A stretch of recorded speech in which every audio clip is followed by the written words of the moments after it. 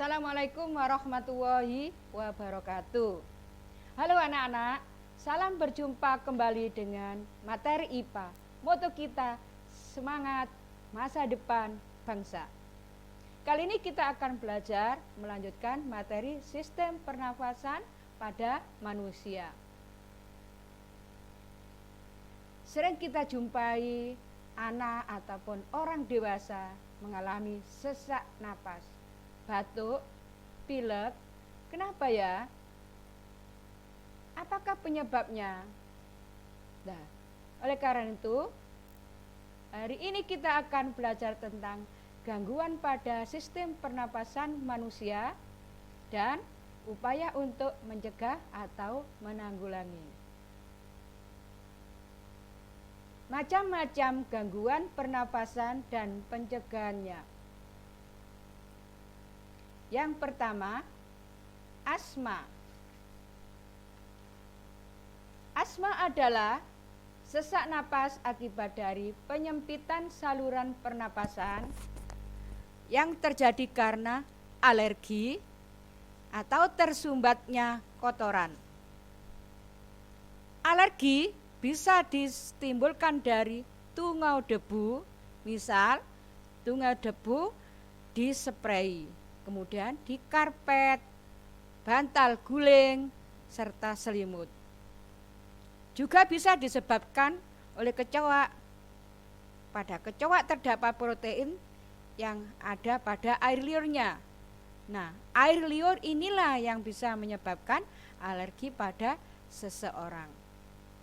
Padahal kita sering menjumpai kecoak yang berjalan-jalan di dapur, kemudian di kamar mandi, kemudian hinggap di makanan. Hal ini yang bisa menyebabkan seseorang itu bisa menderita asma. Kalaupun makanan itu yang dihinggapi tidak ditutupi. Yang ketiga, bisa disebabkan karena alergi makanan, misalnya kacang-kacangan. Kemudian apa gejalanya anak-anak?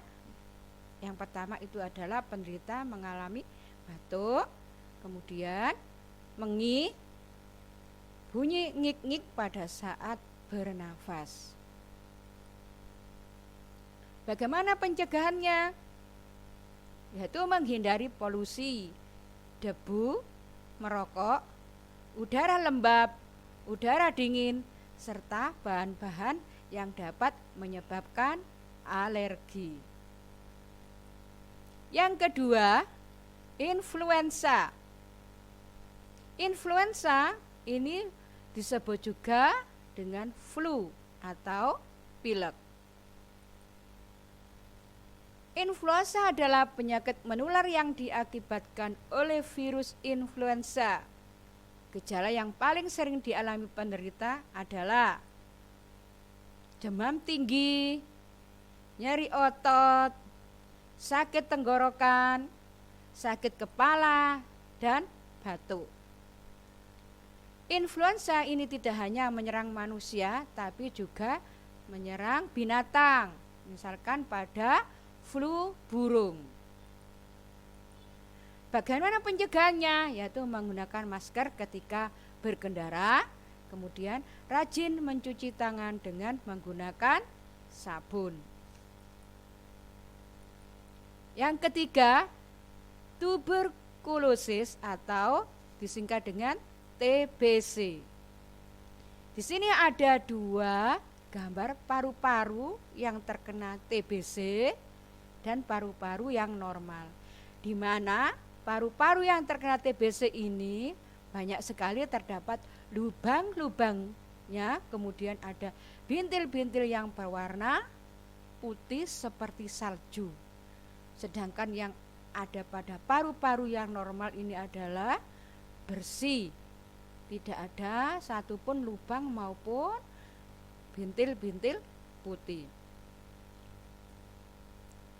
Tuberkulosis penyebabnya yaitu Mycobacterium tuberculosis, sehingga muncul bintil-bintil yang mengganggu proses pernafasan di paru-paru.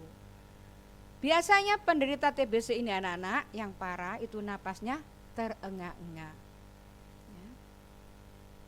Gejala seperti sulit bernafas, batuk darah, lesu, berat badan turun, dan mudah lelah. Bagaimana pencegahannya? Yaitu menghindari kontak dekat dengan orang yang terkena penyakit TBC, tingkatkan kekebalan tubuh yaitu dengan cara berolahraga secara teratur, kemudian mengkonsumsi makanan sehat dan kaya nutrisi. Yang keempat itu adalah pleuritis. Peradangan pada selaput pembungkus organ paru-paru. Penderita merasa nyeri dada yang menusuk, jadi sakit sekali ya anak-anak, terutama ketika bernafas. Penyebabnya adalah infeksi, baik infeksi virus, bakteri maupun jamur. Gejala yang ditimbulkannya adalah demam, sakit kepala, kemudian batuk kering. Pleuritis ini sering dialami oleh orang yang berumur di atas 65 tahun. Beberapa kondisi orang yang menderita penyakit diabetes, kemudian penyakit jantung, bronkitis kronis bisa meningkatkan faktor resiko terjadinya pleuritis. Bagaimana pencegahannya?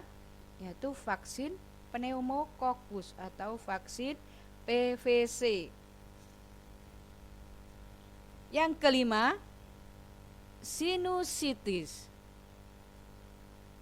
Sinusitis adalah peradangan pada bagian sinus atau bagian rongga atau hidung disebabkan oleh bakteri, virus, alergi atau gangguan sistem imun.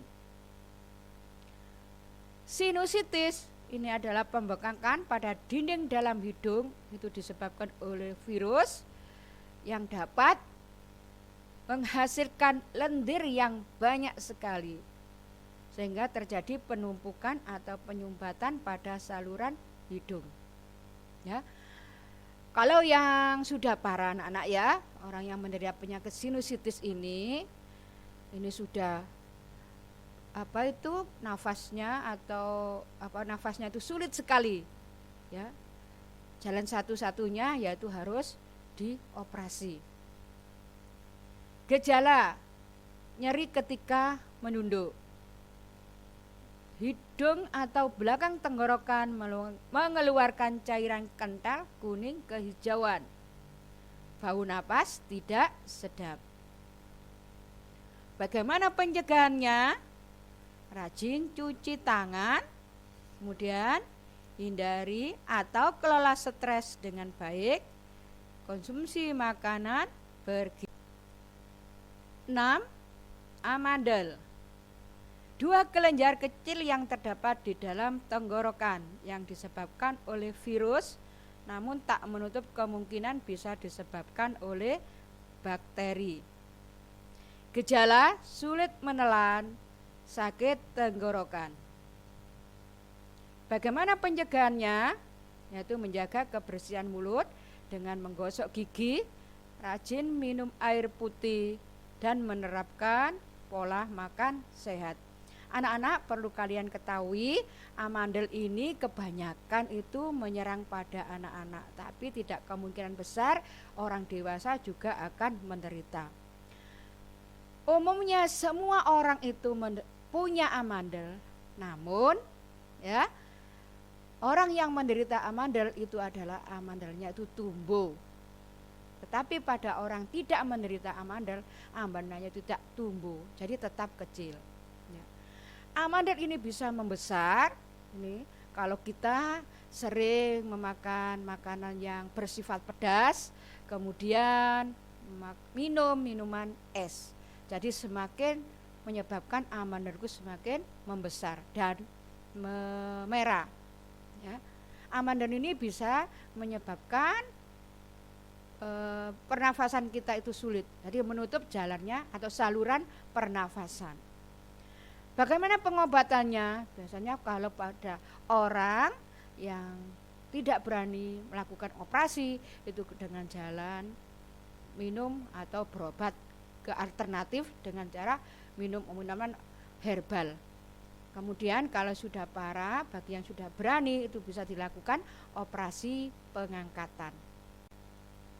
7. Kanker paru-paru. Kanker yang sering dialami oleh orang yang memiliki kebiasaan merokok, namun juga bisa terjadi pada orang yang bukan perokok atau orang yang sering terpapar zat kimia di lingkungan kerja atau perokok pasif. Perokok pasif ini anak-anak yang berbahaya, padahal dia tidak pernah merokok, namun dia menderita penyakit kanker paru-paru akibat dari dia sering duduk berdampingan dengan orang yang merokok. Asap dari orang merokok ini akan dihisap oleh orang tersebut. Gejala batuk kronis dan batuk darah, penurunan berat badan drastis, nyeri dada dan tulang, kemudian sesak napas. Bagaimana pencegahannya? Yaitu jangan merokok atau berhenti merokok. Kemudian gunakan alat pelindung diri di tempat kerja yang banyak paparan bahan kimia berbahaya. Kemudian lakukan olahraga secara teratur. 8. COVID-19 atau Corona. Yang selama ini yang lagi marak-maraknya tidak hanya orang Indonesia yang terkena atau terpapar COVID-19, tapi sedunia. COVID-19 penyakit menular yang disebabkan oleh virus corona. Gejala demam, batuk kering dan nyeri tenggorokan, kelelahan, sakit kepala, dan hilangnya indera perasa atau penciuman. Dan juga bisa orang tersebut diare. Bagaimana pencegahannya? Mencuci tangan dengan benar, menggunakan masker, menjaga daya tahan tubuh, menerapkan physical distancing. Anak-anak, perlu kalian ketahui ya, gejala ini umumnya muncul dalam waktu 2 hari atau sampai dengan 2 minggu setelah penderita terpapar virus corona. Untuk memastikan apakah seseorang tersebut terpapar virus corona, itu perlu adanya rapid test atau PCR atau swab. Anak-anak, seseorang dapat tertular COVID dengan melalui berbagai cara, ya, memegang mulut atau hidung tanpa mencuci tangan setelah menyentuh benda yang terkena cipratan ludah penderita COVID-19. Kemudian juga bisa kontak jarak dekat dengan penderita COVID-19. Oleh karena itu anak-anak, kita harus hati-hati sendiri, jangan sering keluar rumah ataupun ke tempat-tempat keramaian. Kita harus percaya bahwa COVID-19 itu ada. Oleh karena itu, kita harus mematuhi protokol kesehatan yang telah ditetapkan oleh pemerintah. Semoga kita terhindar dari segala penyakit apapun, khususnya COVID-19. Sehat itu adalah mahal, ya anak-anak. Cukup sekian materi gangguan dan penanggulangan sistem pernafasan pada manusia. Semoga ilmu yang saya berikan ini bermanfaat untuk kalian semua. Saya akhiri, Assalamualaikum warahmatullahi wabarakatuh.